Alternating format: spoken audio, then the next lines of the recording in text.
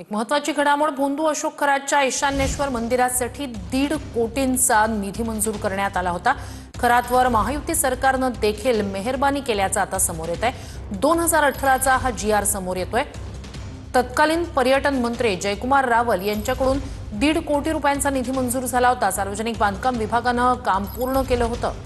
तर 31 मार्च 2018 रोजी याबाबतचा जीआर काढल्याचं आता समोर येत आहे।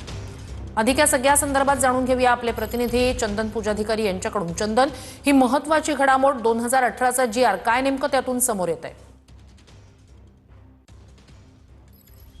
आपण बघतोय की भोंदूबाबा अशोक खरातला मदत करण्यासाठी किंवा त्याच्यावर मेहरबानी करण्यासाठी सर्व पक्षीय सर्व मंत्र्यांनी या ठिकाणी प्रयत्न केल्याचा आता समोर आहे। हा जो जीआर आहे श्रुती, तो 2018 सालचा आहे आणि या जीआर मध्ये स्पष्टपणे 1.5 कोटीचा निधी जो आहे तो या भोंदूबाबा अशोक खरातचं जे ईशानेश्वर मंदिर आहे त्या मंदिर परिसरातल्या डेव्हलपमेंटसाठी मंजूर करण्यात आलेला आहे। या मंदिर परिसरामध्ये येणाऱ्या भाविकांना राहण्याची व्यवस्था व्हावी यासाठी एक भक्त निवास त्या ठिकाणी प्रस्तावित होतं। त्यासोबतच या संपूर्ण परिसरामध्ये पेवर ब्लॉकनं हा संपूर्ण रस्ता जो आहे तो सुशोभित करणं, इथे लाइटिंग करणं, त्यासोबतच ज्या महिला भाविक या ठिकाणी येतील त्यांच्यासाठी चेंजिंग रूम तयार करणं, अशा पद्धतीचे वेगवेगळे उपक्रम जे आहेत ते या निधीच्या माध्यमातून राबवले जाणार होते। अगदी स्पष्ट आहे की ईशान्येश्वर परिसर जो आहे तो अगदी सुनियोजित आणि सुशोभित करावा अशा पद्धतीचा प्रयत्न भोंदूबाबा अशोक खरातकडनं केला जात होता।